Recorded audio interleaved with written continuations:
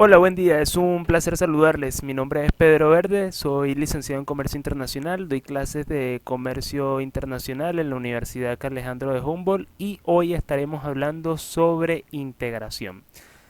Podemos definir la integración como ese proceso mediante el cual los países llegan a acuerdos para disminuir sus barreras arancelarias y no arancelarias, teniendo como objetivo cumbre eliminarlas totalmente.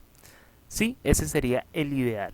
Ok, pero eso suena muy idealista. Realmente en los procesos de integración siempre hay conflictos de intereses, en donde cada decisión o cada acuerdo puede comprometer las relaciones comerciales que un país tiene con otro.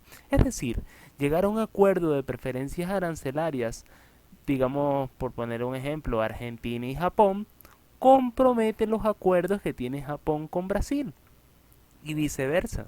Entonces todo se vuelve como un proceso denso de negociaciones, en donde la política en la integración es lo primordial, ¿sí? Es decir, aquellos países que alcancen los mejores acuerdos serán los que obtengan los mayores beneficios. Incluso la integración es tan curiosa de que hay países que llegan a acuerdos y luego de firmarlos en unos 5 o 6 años, incluso en mucho menos tiempo, se dan cuenta de que no les beneficia en absoluto ese acuerdo. Entonces deben de romperlo, pero quizás ya es tarde y deben esperar unos años para que ese acuerdo caduque. Como pueden escuchar, todo es un conflicto de intereses en la integración económica. Bueno, estaremos hablando de eso. Hablar de integración económica es hablar de política y hablar a su vez de conflictos de intereses, como lo he dicho anteriormente. Ok, antes de entrar en lo que es la integración económica, me parece oportuno diferenciarlo de lo que es la globalización. Muchas personas los confunden, pero realmente son cosas distintas. La globalización se puede definir como un proceso en el cual las naciones sufren o experimentan, mejor dicho, un proceso de transculturización. Es decir, es un proceso mediante el cual la cultura más fuerte se impone a la otra y entonces se van copiando características de las otras. Además podemos definir la globalización como todo ese proceso de comunicación en el cual podemos reducir nuestras fronteras para establecer relaciones entre nosotros, ¿sí?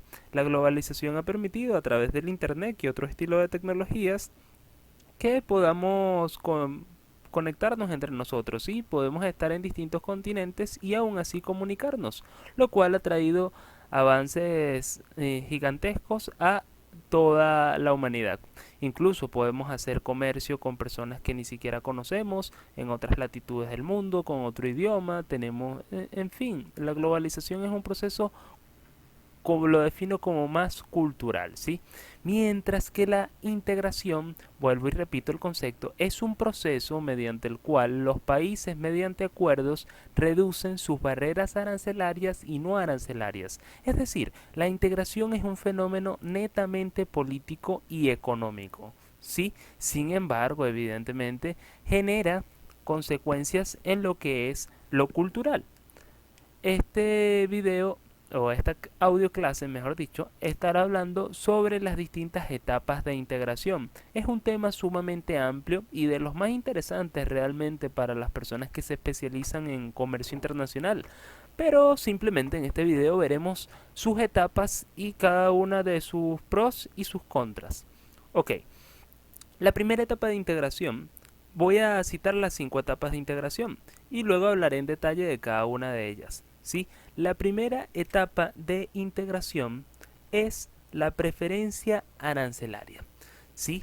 Todo empieza con esto. Es decir, una preferencia arancelaria lo que nos quiere decir es que nosotros al llegar a un acuerdo, un país, vamos a hablar de Argentina y Brasil, al llegar a un acuerdo, sencillamente reducen sus barreras arancelarias, es decir, ya no se cobran entre ellas un 20% de arancel por la importación, por decir cualquier cosa, de maquinaria, sino que ahora cobran un 5% entre ellas o incluso menos, un 3%. Esto evidentemente hace que se multiplique el comercio entre estas naciones que llegan a preferencias arancelarias, siempre y cuando no haya naciones que ya estén entrando con arancel cero, ¿sí?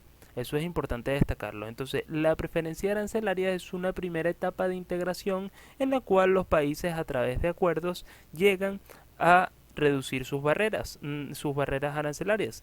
Ojo, cuando se llegan a procesos de integración es importante que no existan procesos de barreras no arancelarias. ¿Cuáles son las barreras no arancelarias para refrescar lo antes visto en políticas comerciales? Recuérdense, las subvenciones, los contingentes o cuotas, las cuotas arancel, la burocracia también funciona perfectamente como una barrera no arancelaria. Y bueno, también existe otra barrera no arancelaria que es la cultural, pero ya eso es algo que escapa del comercio y la economía, como bien siempre manifiesto, ¿sí? Por ejemplo, no podemos exportar eh, trajes de baños al Líbano, ¿sí? Porque no es una barrera comercial, ni mucho menos una barrera económica, sino que sencillamente no venderíamos ninguno. Y aparte de eso, hay una barrera cultural, ¿sí? Nos podría ir muy mal, sí, legalmente, si intentamos esa osada aventura de vender traje de baños en el Líbano. ¿Sí? Entonces, este suele ser un ejemplo común entre nosotros en comercio internacional. ¿Sí? Seguramente lo han escuchado muchas veces. Ok, entonces preferencia arancelaria es eso, disminuir las barreras entre nosotros en cuanto al arancel, disminuir los aranceles entre nosotros. ¿Qué es lo que hay que tener en cuenta? Y quiero ser enfático en este concepto. Primer concepto en el que soy enfático en esta audio clase. La industria sensible, ¿sí? Industria sensible. Eso es clave tenerlo en cuenta. Si usted llega a acuerdos que mermen su industria sensible en su país, es decir, ¿qué es la industria sensible? Es aquella en la cual usted no es, en la cual se puede ser, en la cual puede ver mermada sus intereses o sus beneficios, ¿sí? Puede tener una disminución en su rentabilidad o incluso puede ser superada por la competencia extranjera, ¿sí? Y que necesita ser protegida porque si no puede generar grandes problemas. ¿Cuáles son los problemas que genera que nosotros perdamos competitividad? Que es decir, que nuestra industria nacional pierda fuerza ante una entrada de otras empresas extranjeras. Sencillamente, eso genera problemas en cuanto al empleo. También genera problemas en cuanto a que nosotros no estamos dejando de producir para empezar a comprar. Y después, en 5 años, ¿de dónde saldrá el dinero para comprar? Espero que entiendan la idea. Es más importante producir que comprar, ¿sí? Tenemos que saber qué vamos a producir y qué vamos a comprar. La teoría de ventaja absoluta y ventaja comparativa nos dicen que tenemos que especializarnos en la producción de ciertos bienes y servicios. Ahora bien, nosotros una vez que decidimos cuáles son esos bienes y servicios en los cuales vamos a ser más competitivos, tenemos que proteger esas industrias para que sigan creciendo. ¿Cómo las protegemos? A través de barreras arancelarias y no arancelarias. Pero si nosotros le quitamos la protección absoluta, allí nos veremos en un serio problema. Por ejemplo, una nación que ha alcanzado acuerdos con todo el mundo, Chile. Chile tiene preferencias arancelarias con casi todos los países del mundo. Y Chile ha llegado a acuerdos de integración y ha llegado a grandes acuerdos en el mundo. Pero ¿qué pasa? Ellos saben que proteger. Ellos saben en qué tienen ventaja comparativa y en qué tienen ventajas para la producción, es decir, la industria del cobre. Ellos jamás van a comprometer su industria del cobre ni van a dejar de que todas las empresas que venden cobre del mundo puedan exportar sus productos a Chile tranquilamente. No, porque ellos aplican con inteligencia barreras arancelarias y no arancelarias para proteger su industria sensible. Una vez que nosotros entendemos lo de la industria sensible, nos tenemos que proteger bastante de ese estilo de cosas en los acuerdos de integración. Ok, ahora vamos a entrar en el segundo punto. Luego que nosotros llegamos a una preferencia arancelaria, lo más común es que lleguemos a un tratado de libre comercio. Un tratado de libre comercio no es otra cosa que una reducción absoluta de nuestras barreras no arancelarias y arancelarias. Es decir, el ideal de un tratado de libre comercio es dejar las barreras en cero y dejar los aranceles en 0%. ¿Sí? Tener en 0% los aranceles, ¿qué ustedes creen que hará? Evidentemente, cuadriplicará, quintuplicará. Y bueno, se pierden los números de cómo multiplicará el comercio, ¿sí? El comercio se expandirá porque ahora se puede exportar a costo cero.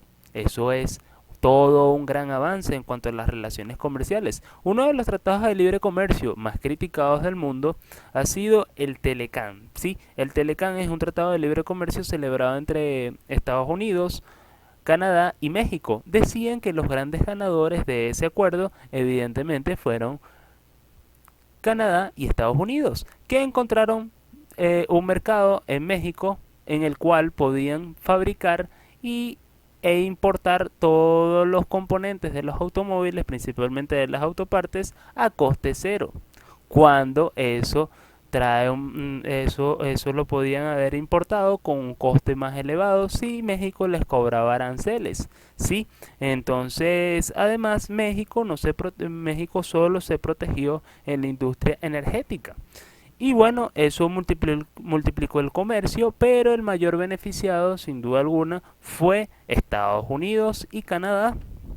Sí, entonces, bueno, hay muchas personas de México que también están de acuerdo. Como ven, hablar de procesos de integración también es hablar de punto y contrapunto, a favor y en contra. Siempre van a haber detractores, siempre van a haber personas que se sientan a gusto con los acuerdos de integración. Hay personas que son absolutamente libre mercado, sí, que dicen que tienen que expandirte al mercado, pero resulta de que eso hay que verlo con mucho detalle, porque Estados Unidos, que es uno de los principales promotores del libre mercado en el mundo, es conocido también por sus políticas subvencionistas a la industria del algodón, a la industria textil y a la industria del azúcar, ¿sí? Entonces ustedes ven que ellos saben protegerse efectivamente de la competencia extranjera.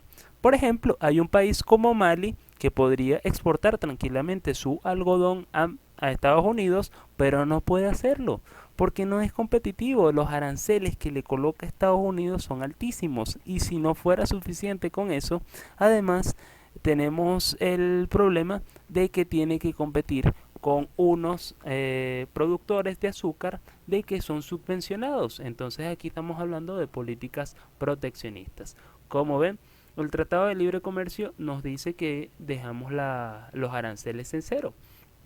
Y bueno, tenemos que estudiar muy bien esto. Estudiar muy bien lo que es nuestra industria sensible y cómo puede afectarla.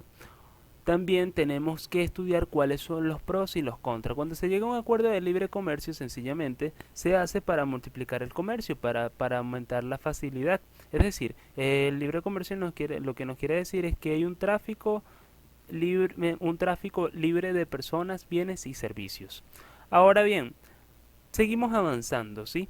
En los tratados de libre comercio quiero dejar hincapié en que no siempre es conveniente alcanzar uno porque se está dejando de percibir ingresos por los impuestos en pro o en beneficio de multiplicar el comercio. Ahora bien, tenemos que saber si nosotros tenemos que ofrecer a ese mercado, ¿sí? De manera competitiva. Por ejemplo, hay algo muy curioso con la región de Sudamérica. Todos son competidores naturales. Es decir, Venezuela no le va a vender petróleo a Brasil, ¿sí? Y Brasil no le va a vender petróleo a Venezuela. Y energéticamente todos tienen mucho potencial. Y bueno, son autosuficientes energéticamente, entre comillas. Pero, por ejemplo, Venezuela no tiene nada que venderle a Brasil, en teoría, digámoslo así.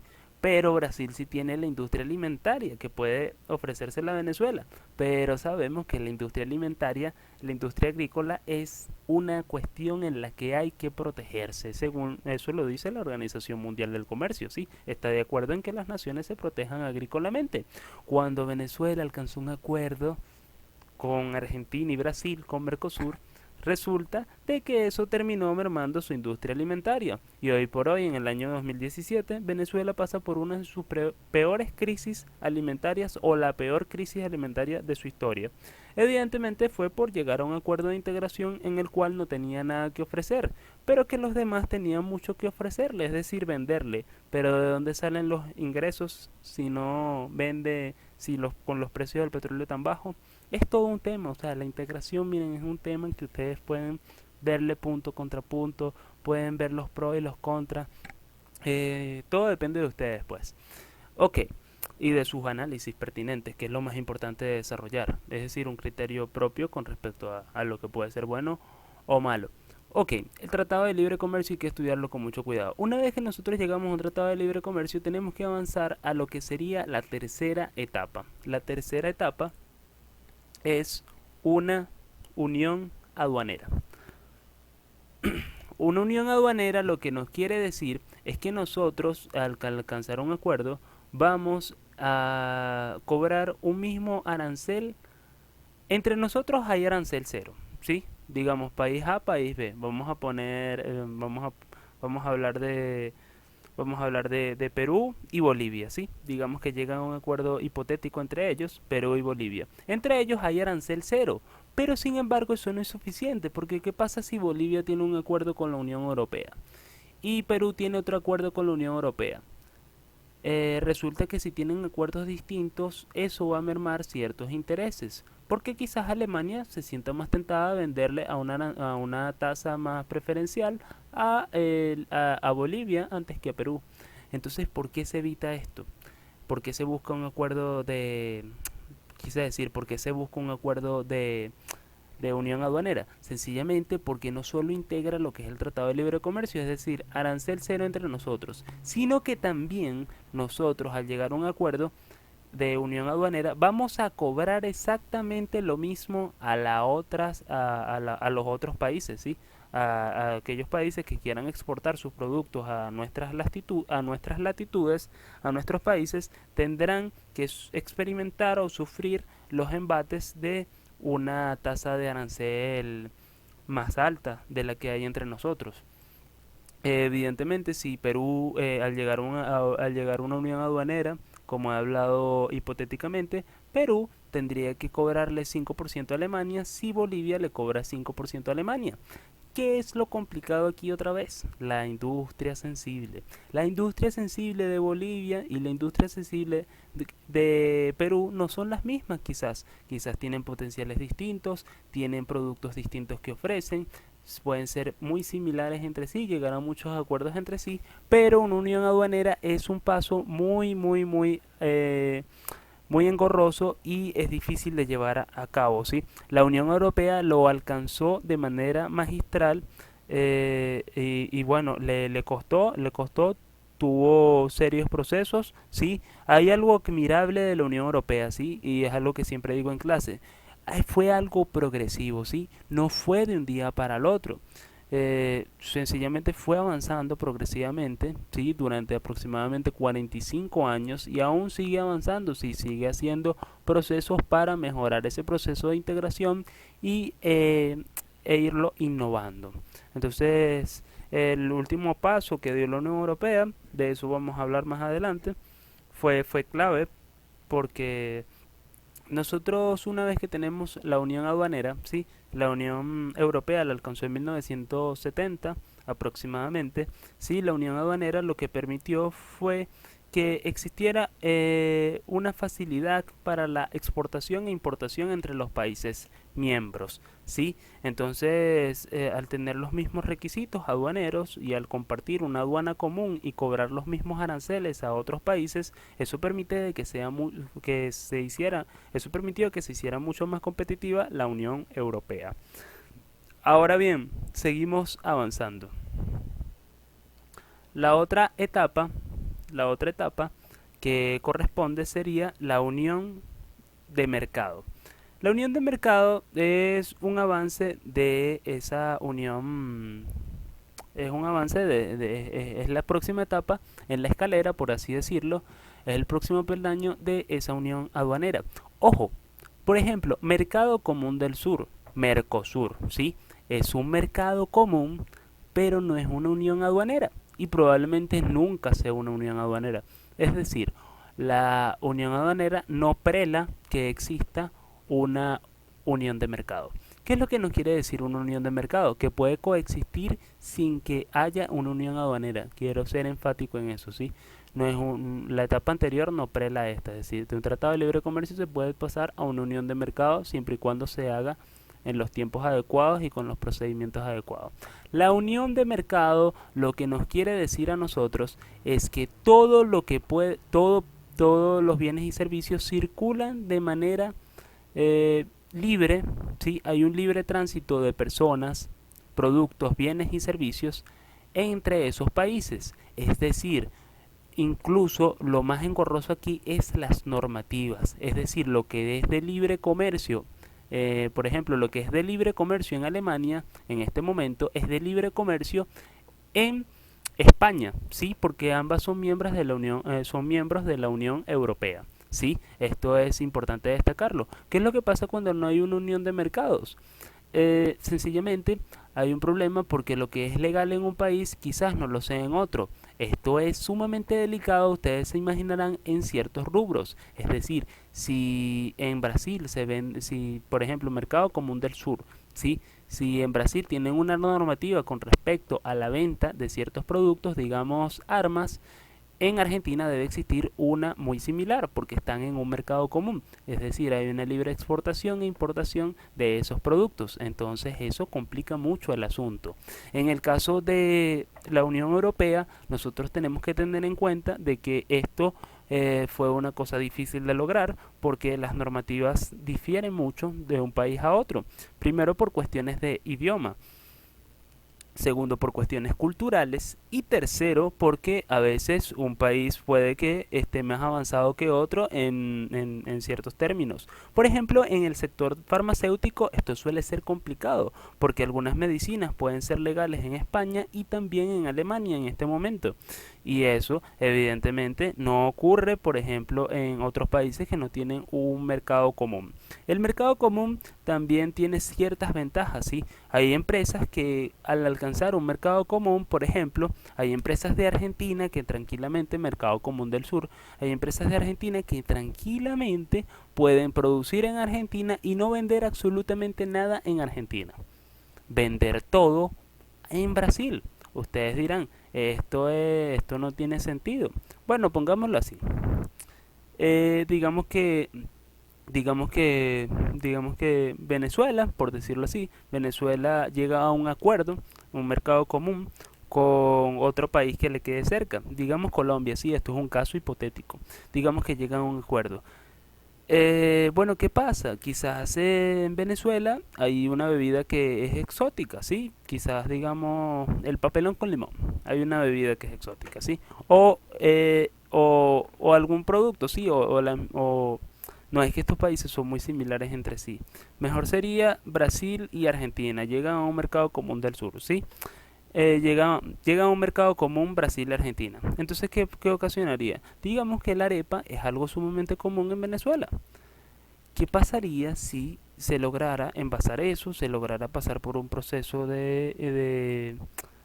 un proceso en el cual se pueda exportar, ¿sí? Que se pueda envasar y las empresas se dedican a vender arepas envasadas, ¿sí? Enlatadas, por decirlo así, hacia Brasil. Tendrían mercado, ¿sí? Pero quizás esas mismas arepas no tendrían mercado en Venezuela.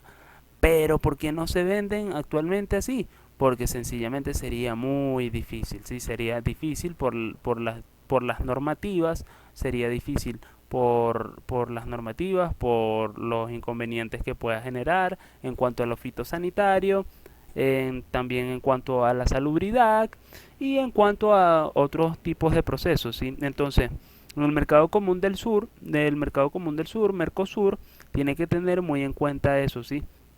Que todos los productos que son en un lugar legal, en el otro también lo sean y que sean de libre circulación. ¿Qué es lo que pasa actualmente con Mercosur y Venezuela? Ustedes se preguntarán, pero Venezuela fue miembro de Mercosur o es miembro de Mercosur. Sin embargo, Venezuela está en un periodo de prueba. Es decir, todavía no cumple con muchas de las cosas que exige el Mercosur, pero está en un proceso de integrarse, incluso con la crisis política que existe actualmente en 2017, por si está viendo este video años después, quién sabe. eh, Venezuela no ha podido cumplir, ¿sí? Y realmente no se piensa que pueda cumplir en un corto plazo porque es realmente complicado con la situación actual. Bueno, sin embargo, no quiero entrar mucho en este tema, ¿sí? Estamos hablando de mercado común. Luego que nosotros tenemos una preferencia, superamos la preferencia arancelaria, luego un tratado de libre comercio, luego de eso alcanzamos un mercado común, una unión aduanera. Luego de la unión aduanera que cobramos exactamente el mismo arancel a todos los demás que están fuera del acuerdo, nos corresponde ahora llegar a la quinta etapa. ¿Sí? La quinta etapa es una unión monetaria. La unión monetaria es muy difícil de alcanzar. ¿Sí? La Unión Europea la alcanzó después del año 2000. En el año 2002 la alcanzó. Cuando instauró el euro como la moneda común. ¿Qué es lo que dificulta el comercio? Vamos a verlo en la Unión Europea. ¿Qué es lo que dificulta el comercio entre esas personas? A pesar de que había un mercado común, a pesar de que había una unión aduanera, era que existían muchas monedas, las pesetas en España, los marcos, existían bueno, la libra esterlina, entre otros, ¿sí? ¿Qué es lo que pasa cuando se unifica el euro? El euro permite de que se puedan transar operaciones en una moneda mucho más fuerte, que tiene una solidez que se ampara en muchos países, es decir, es mucho más poderosa. Incluso hoy, en el año 2017, el euro se cotiza más alto que el dólar. Sin embargo, el dólar es preferido por el mercado mundial porque tiene mayor cantidad de liquidez en el mundo, ¿sí? Pero ese es otro tema más monetario. Entonces es vital para los acuerdos de integración de que se alcance una unión monetaria, es decir, esta es la cumbre, no siempre es conveniente, hay que estudiar eso, no siempre es conveniente, hay que estudiar eso, pero sí trae ciertas ventajas porque facilita el comercio, el tener una misma moneda nos ahorra el paso de saber cuál es el tipo de cambio, de caer en mercados especulativos, es decir, nos ahorra muchas cosas. ¿Qué es necesario para alcanzar una unión monetaria? Bueno, no sencillamente, bueno, se tiene que llegar a un acuerdo en el cual se cree un ente supranacional. Si nosotros vemos la Unión Europea, se creó el Banco Europeo, el Banco Central Europeo, el cual es el encargado de regir la macroeconomía de los países de la Unión Europea y todos tienen que obedecer a esto. Es decir, es el que emite cuánto billete se va a imprimir, es el que emite las políticas en cuanto al encaje legal, las tasas de interés, etcétera, ¿sí? Entonces, esto hay que tenerlo muy en cuenta. ¿Qué otra cosa es importante de esto? Bueno, veamos algo. Grecia. Grecia está en una crisis económica descolosal, ¿sí? ¿Qué es lo que pasa? Si dejan que Grecia caiga y caiga en picada, sin ningún tipo de estímulo financiero, adivinen qué va a pasar con el euro. El euro descendería, sí, el euro perdería su valor. Evidentemente no pueden dejar que esto ocurra, por eso es que tienen que financiar constantemente a Grecia para que el euro no pierda su valor. Y bueno, y que el flujo de exportaciones continúe en crecimiento. Esto es sumamente complicado, ¿sí? Porque no todos los países están a la par en desarrollo económico, no todos los países toman buenas decisiones en cuanto a lo social, a lo político, y es complicado realmente los procesos de integración en ese aspecto. Todos los países tienen sus particularidades, pueden ser muy similares en ciertos aspectos y pueden ser muy distintos en otros, ¿sí? Y bueno, esto es lo que complica los acuerdos de integración, esas diferencias entre las naciones. No podemos meter a todos en un mismo saco, como bien podríamos decir. ¿A quién se favorece los acuerdos de integración? Hablé de Estados Unidos y hablé de Canadá. Ahora hablo de la Unión Europea y tengo que hablar de Alemania. Tengo que hablar de Mercosur con el acuerdo que alcanzó con Venezuela y bueno, tengo que hablar de Argentina y Brasil, ¿sí? mencioné todos estos países como los grandes benefactores, ¿sí? Los que se beneficiaron de todos los acuerdos de integración. Normalmente los países más poderosos son los que mayor beneficio obtienen, sencillamente porque tienen mayor influencia política. Y además de eso, tienen más cosas que exportar y vender. Su nivel de desarrollo permite de que tengan algo que ofrecer, mientras que las naciones pobres del mundo tienen que llegar a acuerdos de integración en los que a veces no tienen mucho que ofrecer o no son competitivos con respecto a los países avanzados que pueden producir con una mayor economía de escala y pueden producir a menores costos. Por ejemplo, ustedes verán que Estados Unidos, el libre comercio, sí, claro, cómo no, pero ahora busca protegerse a toda costa de China, porque China sí puede perjudicarlo de manera exponencial, porque China puede producir lo mismo que produce Estados Unidos por una fracción de su valor, por una fracción de su precio. Los salarios de Estados Unidos son altísimos, mientras que en China son bajísimos, aunque han ido en crecimiento, evidentemente. Dicen que la mano de obra es un proceso que ya va a dejar de ser económico en el mundo, ¿sí? Sin embargo, esto está muy teórico porque resulta que China los sueldos cuando los compara con Estados Unidos realmente son abismales las diferencias, ¿sí? Y bueno, eso es otro proceso y como ven, quiero que entiendan algo muy claro, ¿sí? Todo tiene sus pros y todo tiene sus contras y en integración estamos hablando de países, estamos hablando de cosas realmente macros y que tenemos que tener en cuenta muchos factores, ¿sí? Y la sociedad que en definitiva. Ok, no todos tienen el mismo potencial, no todos tienen los mismos factores productivos, yéndonos a la teoría de Herkens-Hollings, y no todos tienen las mismas ventajas comparativas, por ende siempre va a haber un serio conflicto de intereses en los acuerdos de integración. Bueno, hablé de aproximadamente hablé brevemente de las 5 etapas de integración. Sí, este es un tema para estudiarlo en profundidad. Cada etapa de integración con su respectivo ejemplo. Puedo poner de ejemplo de unión económica y unión monetaria a la Unión Europea. Un ejemplo de mercado común. Puedo hablar de Mercosur. Tratado de libre comercio. Puedo hablar de Tratado de libre comercio. Puedo hablar de Telecam. Y bueno, así puedo ir preferencias arancelarias. Bueno, Chile tiene muchas preferencias arancelarias. Ok, bueno, ya cerrando el video, quiero que quede claro de que la unión monetaria es muy difícil de alcanzar. Quiero que es indispensable nombrar a un ente supranacional, ¿sí? Un banco central que rija las demás naciones, nombrar una moneda única para facilitar el comercio y no solo eso, también para facilitar el aspecto crediticio, ¿sí? Una persona tranquilamente podría pedir un crédito en Alemania para invertirlo en España, ¿sí? Eso es posible en la Unión Europea. Pero bueno, es mejor que los países tengan mucho orden con respecto a esto. Lo más ideal sería que se pidan créditos en un país para invertirlo en ese mismo país. Ok, bueno, también hablamos del el mercado común el mercado común, perdónenme, hablamos del mercado común, que es llegar a las mismas, que es llegar a una libre circulación, sí, en la que los productos que se venden en un país sean de libre circulación y se puedan vender en otros. Bueno, tengan en cuenta siempre lo que es el concepto de industria sensible, protejan su industria nacional sensible y lleguen a acuerdos en los cuales obtengan beneficios económicos y beneficios políticos.